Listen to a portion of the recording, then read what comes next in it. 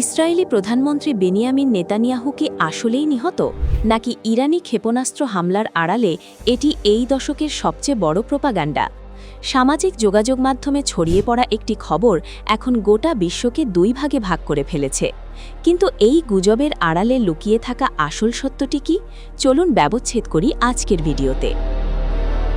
Iran Israel যুদ্ধের উত্তেজনার মধ্যেই এক্স, পূর্বের টুইটার হ্যান্ডেলে একটি পোস্ট দাবানলের মতো ছড়িয়ে পড়ে।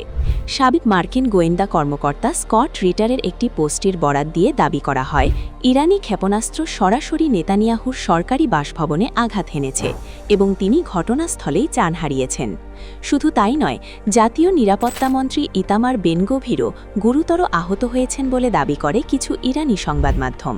মুহূর্তেই এই খবরটি আন্তর্জাতিক গণমাধ্যমগুলোর হেডলাইনে চলে আসে।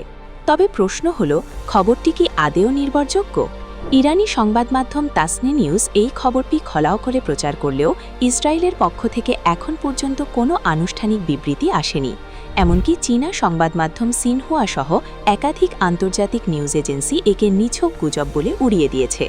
মজার ব্যাপার হলো, এর আগেও ২রা মার্চ একই ধরনের খবর ছড়িয়েছিল যে নেতানিয়াহুর দফতর ধ্বংস হয়ে গেছে, কিন্তু পরবর্তীতে দেখা যায় সেই তথ্য ছিল সম্পূর্ণ ভিত্তিহীন। প্রধানমন্ত্রীর দফতরের রেকর্ড বলছে, নেতানিয়াহুকে সর্বশেষ প্রকাশে দেখা গিয়েছিল ৭ই মার্চ, যখন তিনি বীরশেবা এলাকায় আহতদের দেখতে গিয়েছিলেন। এরপর থেকে তার দীর্ঘ নীরবতাই এই রহস্যের জন্ম দিয়েছে। যুদ্ধকালীন সময়ে এমন ইনফরমেশন ওয়ারফেয়ার বা তথ্যযুদ্ধ খুব সাধারণ একটি বিষয়। একদিকে ইরান চাইছে মানসিকভাবে ইসরায়েলকে ভেঙে দিতে, অন্যদিকে ইসরায়েল হয়তো কৌশলে নীরব থেকে শত্রুপক্ষকে ধোঁয়াশায় রাখতে চাইছে। আপনার কি মনে হয়, এটি কি শুধুই ইরানের একটি মনস্তাত্ত্বিক যুদ্ধ, নাকি ইসরায়েল সত্যি বড় কোনো সত্য গোপন করছে? আপনার মতামত আমাদের কমেন্টে জানান।